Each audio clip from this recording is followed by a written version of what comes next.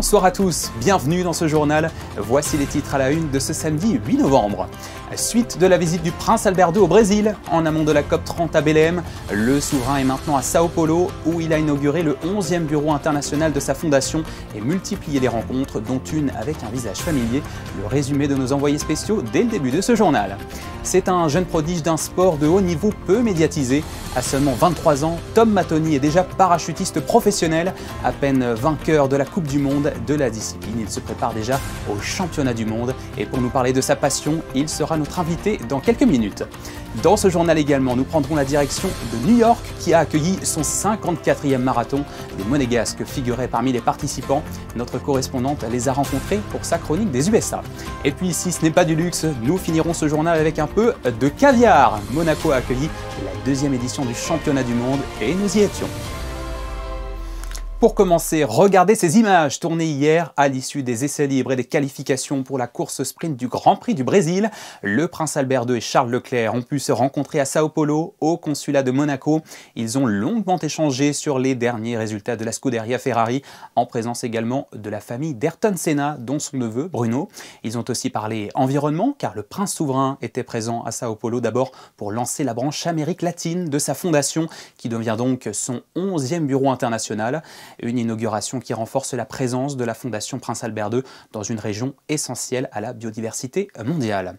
Toujours à Sao Paulo, le Prince Albert II a également participé à une rencontre organisée à la Fondation Armando Alvarez Panteado autour du thème Building Tomorrow Together, construire demain ensemble. Les détails de nos envoyés spéciaux sur place, Émilie Rousseau et Sylvain Péroumal.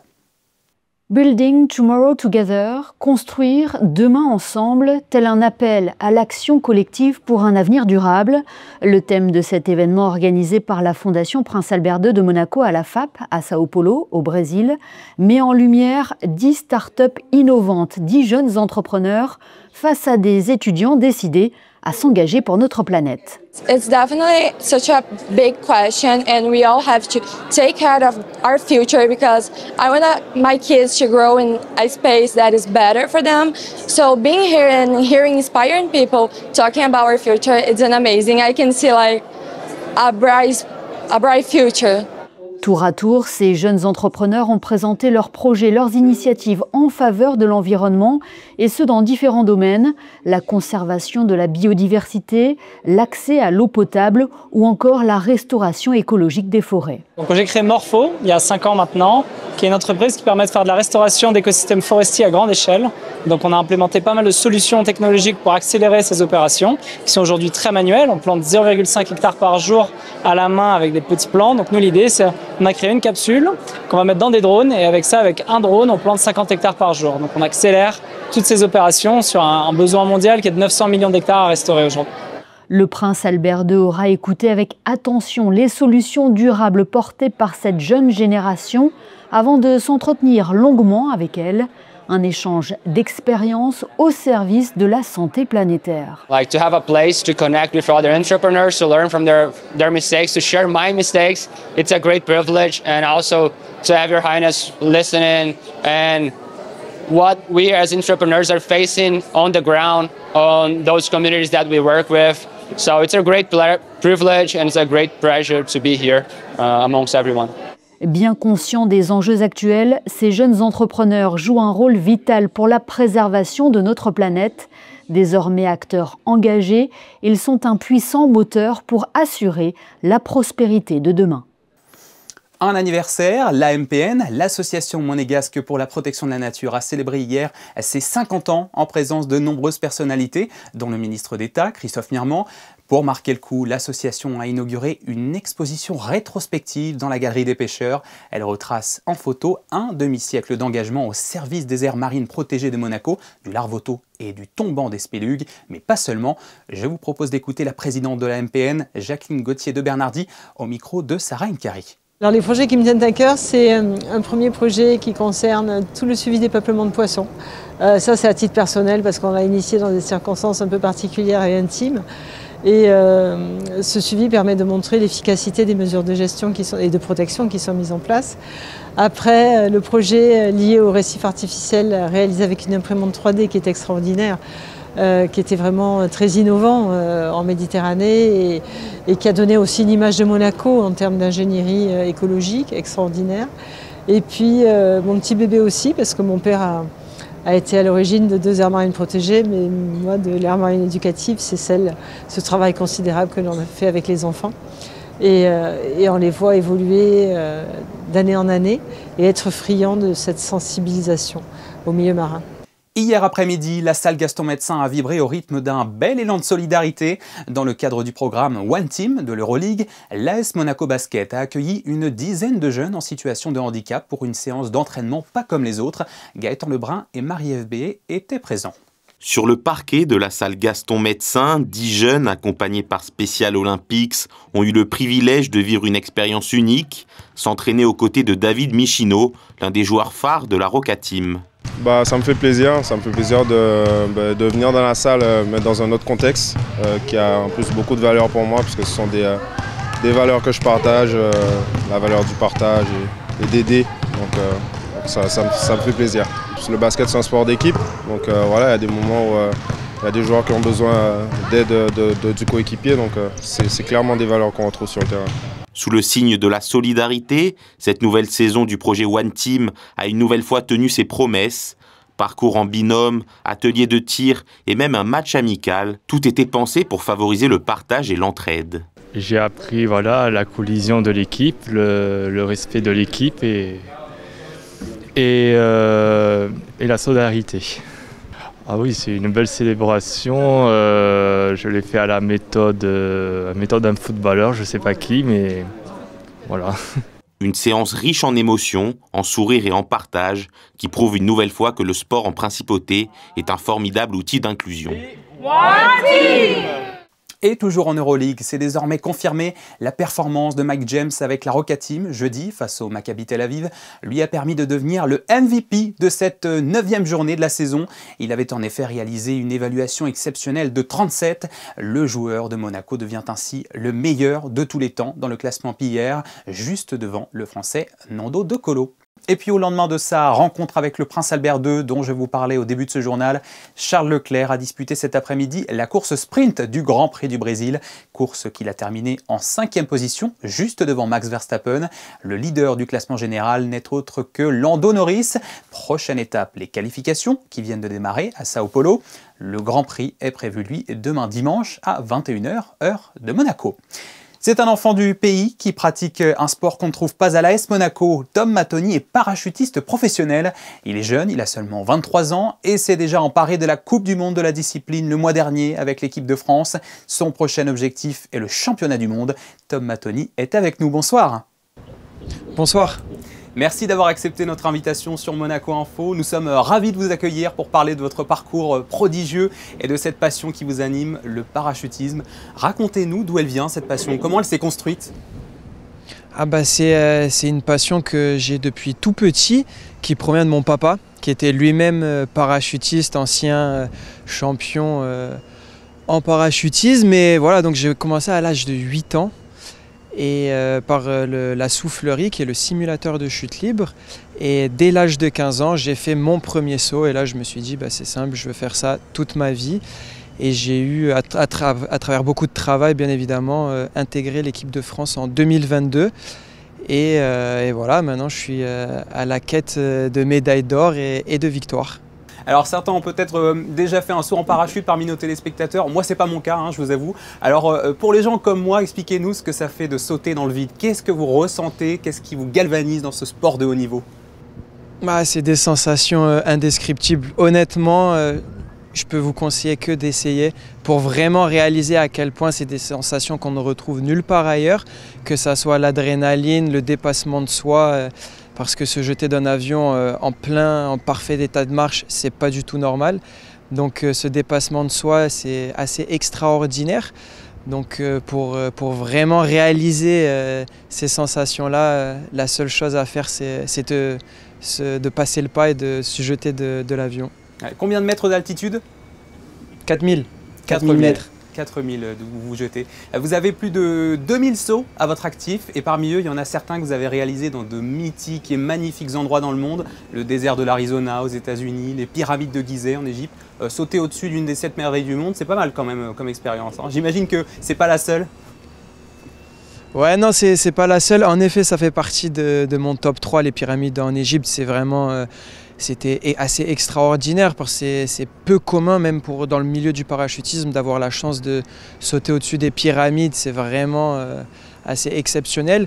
Néanmoins, si je devais donner mon saut préféré après 2000 sauts, ça serait au-dessus de la Principauté. Parce que j'ai grandi ici, je suis né à Monaco et avoir cette opportunité de voir la Principauté de tout là-haut, au-dessus d'un hélicoptère et de se jeter dans le vide et de se poser à la plage, c'était juste extraordinaire. Donc voilà, je pense que mon top 1, ça reste la Principauté de Monaco. Tom Mattoni, vous êtes donc parachutiste professionnel. Comme vous le disiez, vous avez intégré l'équipe de France donc, dès vos 18 ans, 2022, avec laquelle, je le disais, vous avez déjà remporté la Coupe de France. C'était en septembre, aux Pays-Bas. Et là, maintenant, vous vous lancez dans la course au titre de champion du monde qui aura lieu en 2026 en Arizona, aux États-Unis. C'est le titre au-dessus, hein, le plus prestigieux. Quelle est la différence justement entre les deux compétitions? Comment ça se passe? C'est une très bonne question parce que souvent, on a tendance à confondre la Coupe du Monde et le championnat du monde. Quand on gagne une Coupe du Monde, on n'est pas champion du monde. Il y a plusieurs petites différences, mais la différence la plus notable, c'est que lors d'une Coupe du Monde, les nations peuvent envoyer plusieurs équipes représenter le pays, là où lors du championnat du monde, c'est vraiment la meilleure équipe nationale qui va pouvoir représenter le pays et espérer décrocher ce titre de champion du monde. Et qu'est-ce qui se passe justement pendant ces compétitions-là? Comment ça se déroule? On va devoir enchaîner le plus de figures possible en 35 secondes à partir du moment où on se jette de l'avion. Donc nous, on est une équipe de 4 performeurs et un vidéoman. On a au total une cinquantaine de figures. La veille du début de la compétition, il y a un tirage au sort. Ça va être un enchaînement de 5 figures tirées au sort qu'on va devoir répéter donc le plus rapidement possible en 35 secondes. La compétition, c'est sur 10 manches différentes. Et à la fin de la compétition, l'équipe qui a fait le plus de figures remporte la compétition. Comment est-ce qu'on s'entraîne pour ces compétitions-là, en tout cas la compétition, le championnat précisément? À quoi ressemblent en fait vos journées d'entraînement? Alors une journée type d'entraînement, ça va être entre 10 et 12 sauts. Donc ça va être énormément de répétitions. Et en fait, on va tout simplement travailler les enchaînements de figures, les répéter un maximum de fois pour les optimiser et pour optimiser la rapidité d'enchaînement des figures. Donc ça va vraiment être un travail de répétition, de cohésion d'équipe également. C'est-à-dire que dans le haut niveau, il faut qu'on connaisse nos partenaires, nos coéquipiers à la perfection pour vraiment optimiser au mieux ces enchaînements-là parce qu'on chute quand même à 200 km/h. Ça dure, on est jugé sur 35 secondes, donc c'est extrêmement rapide et on n'a aucun moyen de communication. Donc ça va vraiment être de la répétition pour progresser et atteindre le niveau maximal. La répétition et travail d'équipe. Vous êtes parachutiste professionnel, mais à côté vous êtes aussi étudiant. Où vous en êtes justement aujourd'hui et où est-ce que vous vous voyez dans le futur? Je sors tout juste d'examen universitaire pour tout vous dire. Donc ouais, voilà, moi à côté du sport, je continue mes études à l'Université internationale de Monaco qui justement me permet d'allier mes études et ma carrière sportive. Moi à l'issue là normalement je vais bientôt finir, je suis en dernière année de bachelor. À l'issue de mon diplôme, je souhaiterais intégrer la police monégasque. Donc voilà, je vais continuer encore quelques années le sport, espérer remporter le titre de champion du monde l'année prochaine et par la suite me consacrer à mon travail et à me préparer en conséquence pour passer les concours de police à Monaco. Voilà, en tout cas, ce sont de très beaux projets qu'on vous souhaite d'accomplir. Merci beaucoup, Tom Mattoni, d'avoir été notre invité. Et on vous souhaite encore de belles aventures dans les airs et puis cette compétition, ce championnat du monde qui arrive en 2026. Merci beaucoup. Avec grand plaisir, merci à vous. Traversons l'Atlantique à présent, c'est l'heure de retrouver notre correspondante pour sa chronique des USA. Bonsoir Alexandra Pani, cette semaine vous nous emmenez en immersion dans l'un des événements les plus attendus de l'automne, le Marathon de New York dont la 54e édition s'est tenue dimanche dernier. Bonsoir à vous. Oui, chaque année, c'est en quelque sorte un jour de fête. En ce premier dimanche du mois de novembre, les New-Yorkais viennent toujours très nombreux supporter les coureurs de ce marathon, l'un des plus prestigieux au monde. Et cette année encore, j'ai eu le plaisir de suivre des coureurs venus représenter la principauté. Ils étaient encore plus nombreux cette année. J'ai pu en retrouver 3 après la ligne d'arrivée. Reportage sur le fameux marathon de New York. Ils étaient exactement 59 226 coureurs à franchir la ligne d'arrivée ce dimanche 2 novembre. Encore un record d'affluence pour cette nouvelle édition du marathon le plus populaire au monde. Un parcours d'un peu plus de 42 km, soit 26,2 miles à travers les 5 boroughs de New York City. 132 pays étaient représentés et parmi eux, cette année encore, des coureurs de la principauté. Tous sont finishers et peuvent arborer fièrement leur médaille tant méritée. C'est mon premier marathon, j'ai voulu le faire avec ma femme ici dans ce cadre incroyable qu'est New York, cette ville vraiment folle.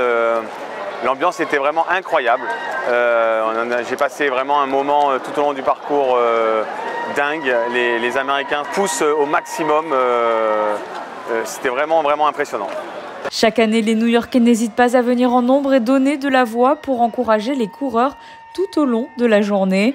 Une aide précieuse sur ce parcours si exigeant. Une ambiance incroyable, mais un parcours très difficile, franchement très difficile. Je ne m'attendais pas que ça soit aussi dur.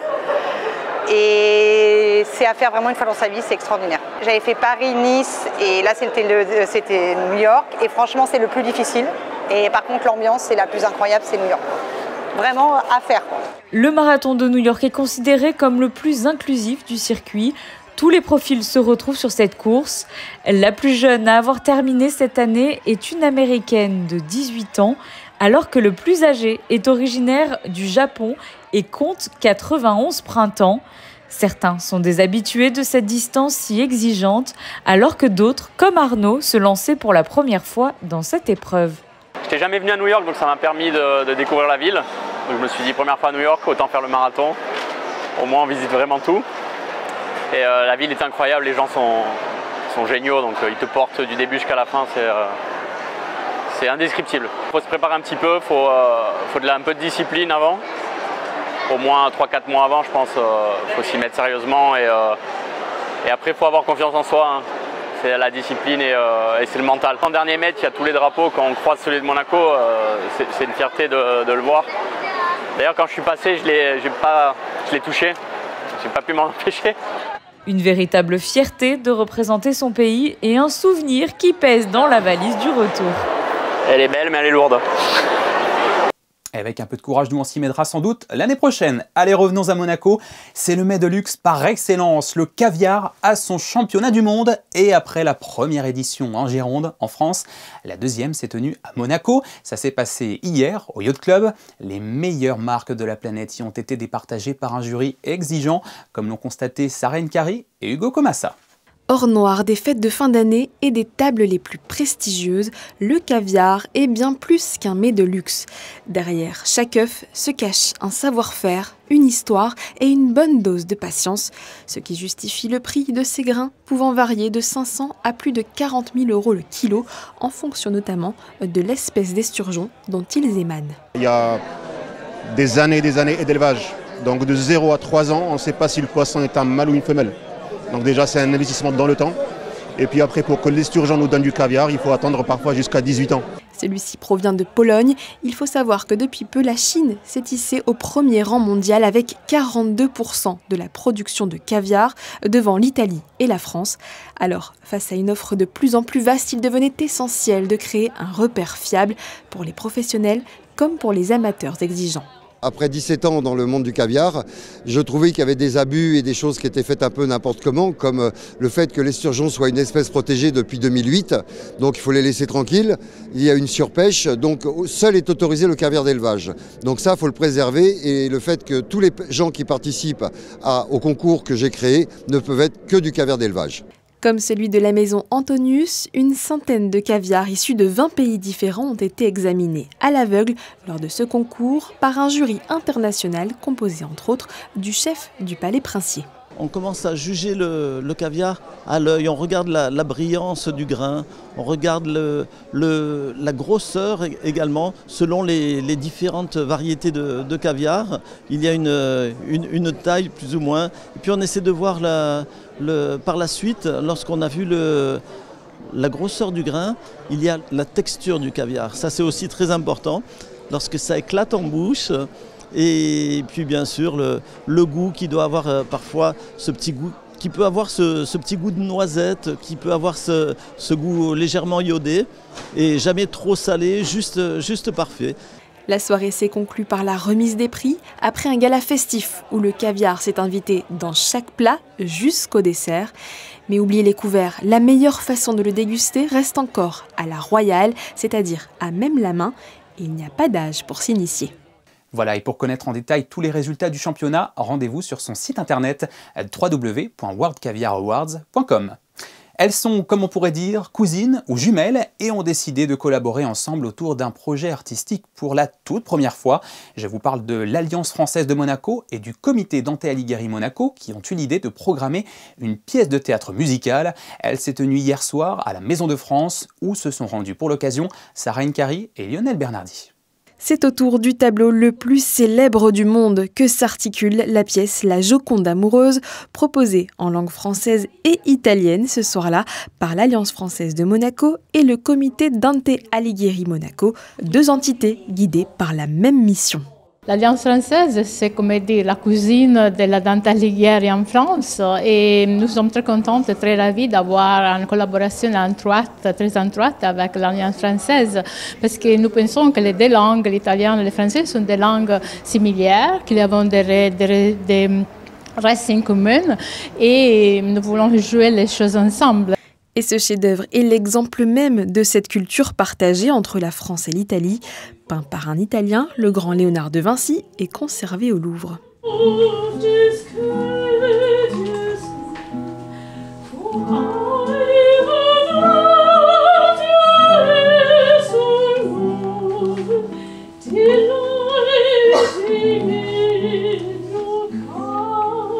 Sur scène, des comédiens des deux pays, mais aussi une soprano et un guitariste ont uni leurs talents pour donner vie à cette pièce inspirée de la beauté à la fois raffinée et énigmatique du portrait de Mona Lisa.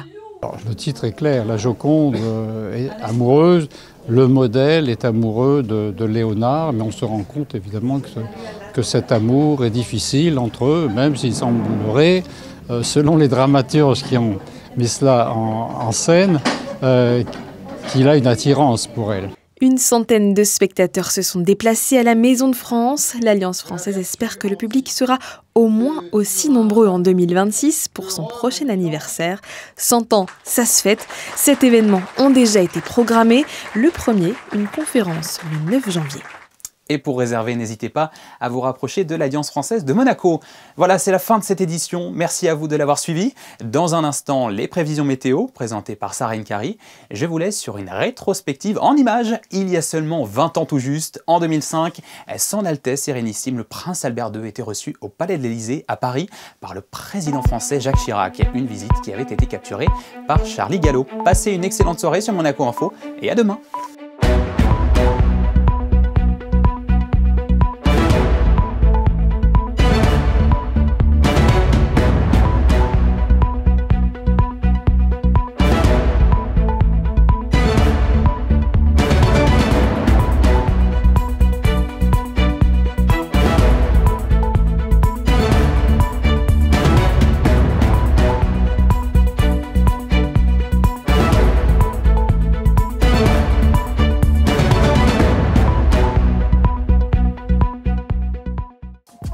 C'était la météo avec Suisse Courtage, le spécialiste de l'assurance à Monaco depuis plus de 35 ans. Notre expertise à votre service. Bonsoir à tous, allons-nous passer un dimanche sous le soleil? La réponse est oui, une très belle journée en perspective, un ciel bleu du matin au soir et des températures comprises entre 11 degrés au réveil et 18 l'après-midi. Pas un nuage à l'horizon, juste un peu plus de fraîcheur à l'aube et en soirée. Ce 9 novembre, nous penserons à souhaiter une bonne fête au Théodore et à tous les Théos. Une fin de semaine radieuse, rien que pour vous. Excellente soirée sur Monaco Info. C'était la météo avec Suisse Courtage, le spécialiste de l'assurance à Monaco depuis plus de 35 ans. Notre expertise à votre service.